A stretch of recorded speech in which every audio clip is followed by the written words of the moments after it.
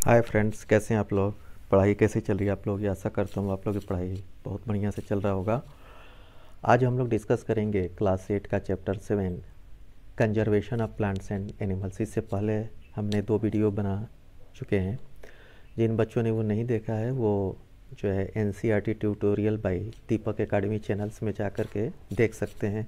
आज हम लोग देखेंगे वाइल्ड लाइफ सेंचुरीज़ क्या होती हैं, ठीक है, और नेशनल पार्क्स क्या होते हैं एंड प्रोजेक्ट टाइगर क्या है। इसके बाद हम देखेंगे इंडेंजर्ड एनिमल्स क्या होते हैं, इकोसिस्टम क्या होता है and red data books, migration and recycling of papers. ठीक है, ये सब जो है हम इस वीडियो में कवर करेंगे पूरा। तो पहले हम देखते हैं कि वाइल्ड लाइफ सेंचुरीज़ क्या है। तो it provides protection and suitable living condition. ठीक है, किसको? To wild animals. Wild animals को जो है ये प्रोटेक्शन प्रोवाइड करती हैं sanctuaries and suitable living condition. उनके लिए जितनी टेम्परेचर की आवश्यकता होती है, ठीक है, जैसे कि उनके लिए पानी की है, नदी चाहिए, तालाब चाहिए, ठीक है, तो सूटेबल लिविंग कंडीशन प्रोवाइड होता है। ठीक है, सेंचुरीज आर प्लेसेज, और ये ऐसे प्लेसेज हैं where killing or capturing of animals is strictly prohibited. मतलब यहाँ पे जो है किसी को ना हम किल कर सकते हैं और ना पकड़ सकते हैं। ठीक है, तो ये वाइल्ड लाइफ सेंचुरीज इसको हम बोलते हैं। क्लियर। अब नेशनल पार्क्स जो है क्या होते हैं? दे प्रिजर्व फ्लोरा एंड फाउना। ये जो नेशनल पार्क्स होते हैं ये जो है फ्लोरा एंड फाउना को प्रिजर्व करते हैं और landscape and historic objects of an area, उस एरिया के जितने भी हिस्टोरिक ऑब्जेक्ट्स हैं उसको भी ये प्रिजर्व करते हैं। Satpura national park is the first reserve forest of India. अगर ये 1 नंबर के क्वेश्चन में आता है तो ये आपको याद रखना पड़ेगा कि Satpura national park is the first reserve forest of India. ठीक है, और इसमें जो है इस सतपुरा में ही जो है ये मध्य प्रदेश में है actually. The finest Indian tick is found in this forest. इस फॉरेस्ट में जो इंडिया का सबसे फाइनेस्ट इंडियन टिक है वो यहीं पे पाया जाता है, एक प्रकार का जो है पेड़ है। ठीक है, अब ये देखेंगे प्रोजेक्ट टाइगर क्या है। तो it was launched by the government to protect the tigers in the country. तो एक्चुअली क्या हो रहा था कि हमारे कंट्री में टाइगर्स की संख्या जो है धीरे धीरे जो है बहुत कम हो रही थी। तो इसके लिए जो है प्रोजेक्ट टाइगर जो है बनाया गया है, जिसमें कि इसका ऑब्जेक्टिव क्या था? The objective of this project was to ensure the survival and maintenance of the tiger population in the country. मतलब कि उनकी संख्या को जो कम हो रहा था उसको हमें रोकना था। तो इसके लिए सूटेबल जो है उनके लिए लिविंग कंडीशंस वगैरह हमें बनाना था। तो tigers is one of the many species which are slowly disappearing from our forest. तो टाइगर जो है धीरे धीरे जो है ख़त्म हो रहे हैं, तो इसीलिए जो है ये टाइगर प्रोजेक्ट को बनाया गया था। कुछ और भी जो है एनिमल्स हैं जो कि धीरे धीरे जो है उनकी संख्या जो है कम हो रही है, तो उनको जो है उनकी संख्या को ठीक रखने के लिए ये सब चीज़ें जो है हमने शुरू की है। वाइल्ड लाइफ सेंचुरीज है, नेशनल पार्क्स हैं, ठीक है, और पार्टिकुलर जो है टाइगर्स के लिए हमने प्रोजेक्ट टाइगर जो है गवर्नमेंट ने लॉन्च किया था। ठीक है, अब हम देखेंगे कि इंडेंजर्ड एनिमल्स क्या होते हैं।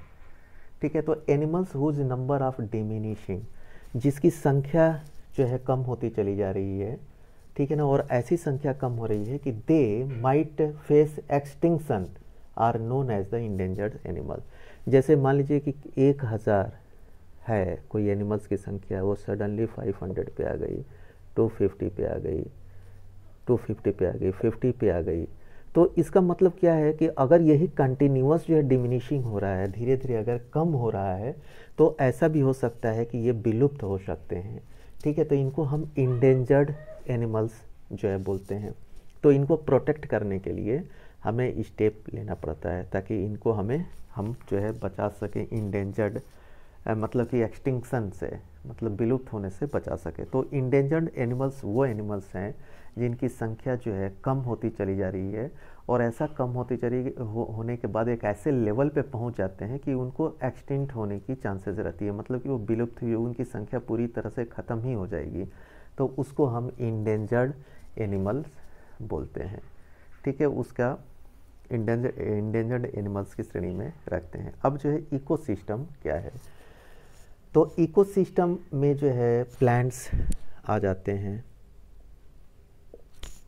ठीक है, एनिमल्स आ जाते हैं, माइक्रो ऑर्गेनिज्म,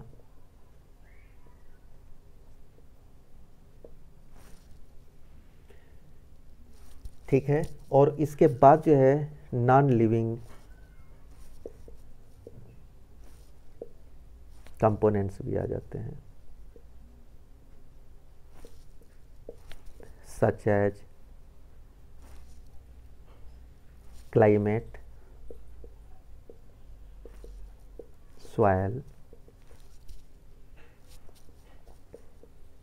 रिवर, डेल्टाज। तो ये पूरा जो है मिल करके इकोसिस्टम बनता है। ठीक है, अगर पूछा जाएगा कि व्हाट इज़ इकोसिस्टम, तो आपको ये बोलना है कि an ecosystem is made of all the plants, animals and micro organism in an area along with the non-living components। ठीक है, along with the non-living components such as climate, soil, river deltas extra. ठीक है, etc। तो ये सब मिला करके जितने भी ये कंपोनेंट्स है सब मिला करके इकोसिस्टम का फॉर्मेशन बनाते हैं। अगर हम ये बोलते हैं कि जो है प्लांट्स एंड एनिमल्स का प्रोटेक्शन जो है बहुत इंपॉर्टेंट है इकोसिस्टम को मेंटेन करने के लिए, इट मीन्स व्हाट, उसमें सब चीज़ें आ जाएंगी कि आपका प्लांट्स भी आ जाएगा, एनिमल्स भी आ जाएगा, नॉन लिविंग कंपोनेंट्स जो है जैसे रिवर्स, क्लाइमेट, सॉइल, ये सब जो है उसमें आ जाएंगे। ठीक है, अब हम देखते हैं रेड डेटा बुक क्या होता है। तो red data book is a source, it is a source which keeps the record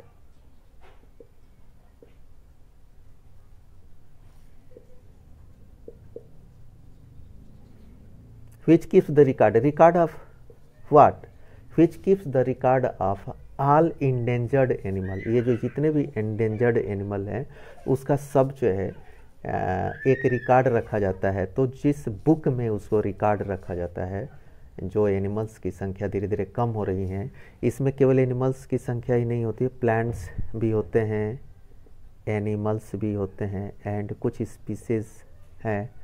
तो ये सब का रिकॉर्ड जो है इस रेड डेटा बुक में होता है। ठीक है, तो इसको जो है हम रेड डेटा बुक बोलते हैं कि जो इंडेंजर्ड एनिमल्स हैं उसका ये सोर्स है। और प्लांट्स के लिए अलग रेड डेटा बुक होता है, एनिमल्स के लिए अलग होता है, कुछ स्पेसीज के लिए जो है अलग होता है। ठीक है, तो रेड डेटा बुक एक्चुअली क्या है, तो red data book is the source book which keeps A record of all the endangered animals and plants. ठीक है, अब हम जो है माइग्रेशन देखते हैं कि क्या है माइग्रेशन। जैसा कि माइग्रेशन वर्ड से आपको पता है, माइग्रेशन मीन्स जो है एक जगह से दूसरी जगह पे जाना, उसको जो है माइग्रेशन बोलते हैं। तो कुछ पक्षियाँ ऐसी होती हैं कि जो है बहुत ठंडा, जब उनके एरिए में या जिस कंट्री में वो रहते हैं वहाँ पे बहुत ठंडा होता है, तो वहाँ से जो है वो गर्म जगह पे, जहाँ का क्लाइमेट जो है थोड़ा सा वेदर जो है गर्म है, वहाँ पे वो उड़ करके चली जाती हैं, मतलब कि एक कंट्री से दूसरे कंट्री में। और वहाँ पे किस लिए जाती हैं, वहाँ पे अंडे जो है ले एग्स के लिए जो है जाते हैं। ठीक है, तो इसको हम क्या बोलते हैं, माइग्रेशन। ठीक है, जो टेम्परेचर जैसे कि वो बियर नहीं कर पाते हैं तो दूसरी जगह पे जाते, तो उसको, उस बर्ड्स को हम क्या बोलते हैं, माइग्रेटरी बर्ड्स जो है बोलते हैं। ठीक है, birds who cover long distance to reach another land are known as migratory birds.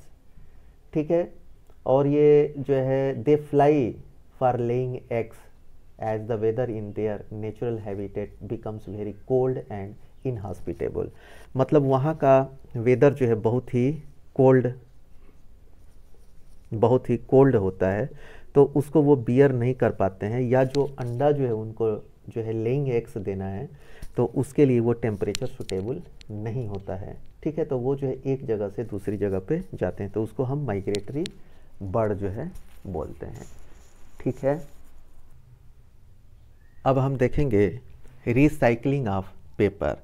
ठीक है, अब आप समझेंगे कि पेपर के रिसाइकलिंग का जो है conservation of plants and animals से क्या रिलेशन है, लेकिन बिल्कुल है, क्योंकि जो भी पेपर्स हम जो लिखते हैं, कॉपी, नोटबुक्स वगैरह बुक्स जो है बनती हैं, तो वो जो है पेड़ों से ही बनती है। ठीक है, उसके पल्प से जो है बनता है।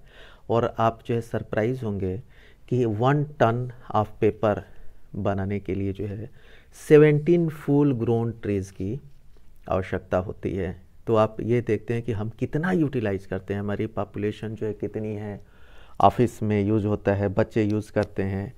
ठीक है, न्यूज़पेपर, मैगजीन्स, ये सब जो है निकलती है। तो 1 टन मतलब कि 1000 केजी पेपर बनाने के लिए 17 जो है पेड़ों को काटा। और एंड जो है पेड़ तो हम जो है घर बनाने के लिए, इंडस्ट्रियल एरिया बनाने के लिए, ठीक है, और लकड़ी एनर्जी के लिए यूज़ तो कर ही रहे हैं, साथ में जो है पेपर के लिए भी जो है 17 फुल ग्रोन ट्री जो है काटना पड़ रहा है। और हमारा कंजप्शन भी बहुत ज़्यादा है, तो 1000 केजी पेपर बनाने के 17 पेड़ हम काट दे रहे हैं। ठीक है, तो इसके लिए जो है हमें क्या इम्पोर्टेंट है, एक तो ये इम्पोर्टेंट है कि हमें बहुत जुडिशियली, जैसे कि कोई पेपर अगर एक साइड है तो उसको जो है दूसरे साइड में बढ़िया से यूटिलाइजेशन करना है।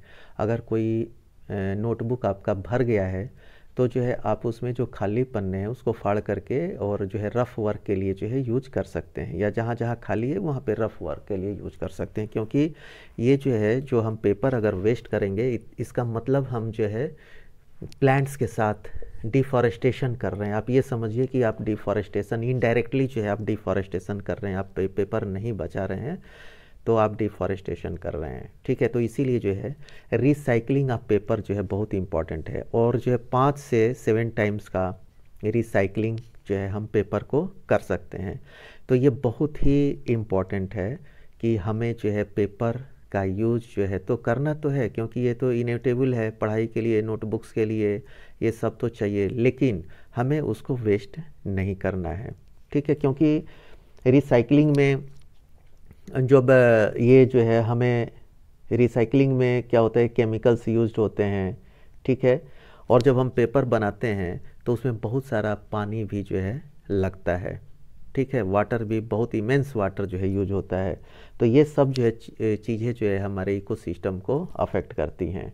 ठीक है, अब जो है हम देखते हैं रीफॉरेस्टेशन क्या है। तो reforestation is restocking of the destroyed forest. मतलब कि रीस्टॉकिंग मीन्स व्हाट, जो जितने भी पेड़ कट गए हैं, जैसे कि मान लीजिए 50 पेड़ हमने काट दिए, 50 पेड़ कट गए हैं, तो 50 पेड़ हम जो है लगाने हैं कहीं और, अगर हम लगा दें, ठीक है, या आसपास ही जगह मिलता है तो लगा दें, तो उसको हम रीफॉरेस्टेशन बोलते हैं। Reforestation is the restocking of the destroyed forest by planting.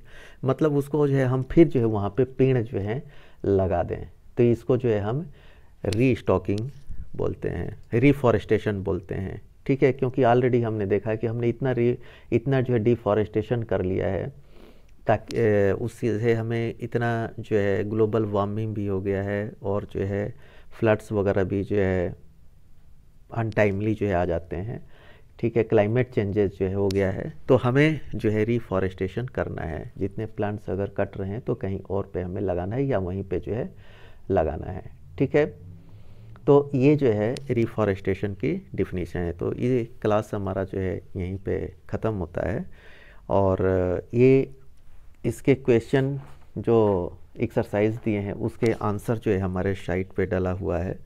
Site का नाम है www.fullexpand.com।